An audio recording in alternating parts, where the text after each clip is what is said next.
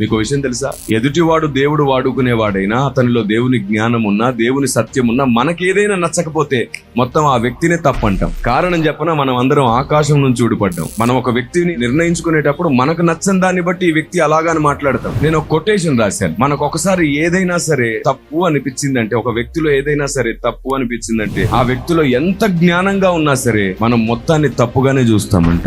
అంత విచిత్రమైన మనస్సు మనది. అందుకే నరుని హృదయం కేవలం ఎల్లప్పుడూ చెడ్డది. ఒక్కసారి ద్వేషించడం ప్రారంభించామంటే, ఆ ద్వేషించే వ్యక్తులు ఎంత మంచున్నా సరే మనకు చెడ్డగానే కనబడుతుంది. అందుకే బైబిల్ ఒక మాట ఉంటుంది, తీపిని చేదని, చేదును తీపి అని చెప్పువారు కలరు, వీరిరువురు యెహోవాకు హేయులు. ఒక్కసారి ఆలోచించండి, ఎదుటున్న వ్యక్తి నీకు నచ్చాడా లేదా అనే దాన్ని బట్టి నువ్వు డిసైడ్ అవుతున్నావు కదా, దేవునికి నచ్చాడా లేదా అని ఒకసారి ఆలోచించి చూడండి. భయం వేస్తుంది ఏ వ్యక్తిని కూర్చైనా తప్పుగా అనుకోవడానికి. ఒకడు తప్పు ఒకడు ఒప్పు అని చెప్పి నిందలు వేస్తూ పోతుంటే సంఘానికి ఎప్పుడు లాభం ఉండదు. వ్యక్తిగత దూషణ కంటే కూడా వ్యక్తిగత నిర్మాణమే దేవుని దృష్టికి యోగ్యమైనది. ఒకరిని వ్యక్తిగతంగా కలవకుండా, నేరుగా మాట్లాడకుండా, అతని క్యారెక్టర్ ఏమిటో కూడా నిర్ణయించే స్థాయి జ్ఞానం పొందారంటే వీళ్ళు ఏ ఆకాశం నుంచి ఊడిపడ్డారో చూడండి. పై రూపాన్ని చూసి నిర్ధారణ చేసేస్తున్నారు కదా. బుక్ కవర్ పేజ్ ను చూసి జడ్జిమెంట్ ఇవ్వకూడదు అంటారు. లోపటున్న సంగతి పైనున్న కలర్ తో ముడిపడి లేదు, సబ్జెక్ట్ తో ముడిపడి ఉంటుంది. నీకు పై రూపంగా కనబడే వాటిని బట్టి ఒకని భక్తి అంచనా వేయలేం. వారితో కలిసి ఉంటే ఒకసారి, వారితో మాట్లాడితే ఇంకోసారి నీకు అర్థమవుతుంది వారి తీర్మానం ఏమిటో, వారి మనస్సు ఏమిటో, వారి ఆలోచన ఏమిటో. పై రూపాన్ని చూసి వేలు చూపును బట్టి తీర్పు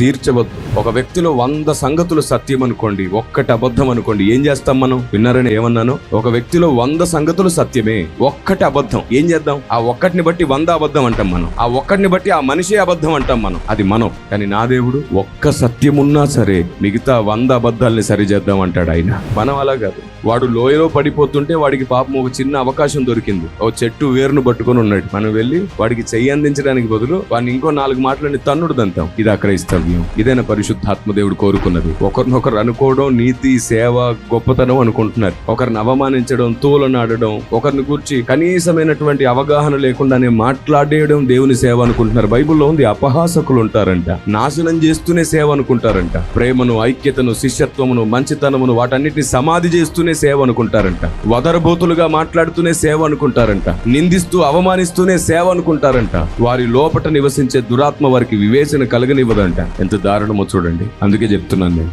ఒక మనిషి ఆవేశపడడంతో పని జరగదు, ఆలోచన ప్రకటించడంతోనే పని జరుగుతుంది. దేవుని ఆలోచన ప్రకటిద్దాం ఓపికతో. వినకపోతే తీర్పు తీర్చే యజమాని ఒక ఆయన ఉన్నాడు. ఆయన నీకంటే సంఘం కోసం బాధ్యత కలిగిన దేవుడు. Praise the lord.